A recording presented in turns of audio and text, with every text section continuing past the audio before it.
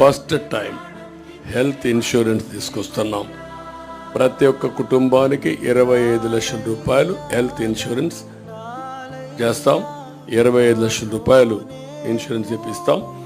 ప్రతి ఒక్కరిది digital health cards establish చేస్తాం. ప్రతి ఒక్క మండలంలో జనరిక్ మెడికల్ షాప్ ఒకటి పెడతాం. అవి పెట్టినప్పుడు చాలా కాస్ట్ ఎఫెక్టివ్గా ఉంటుంది.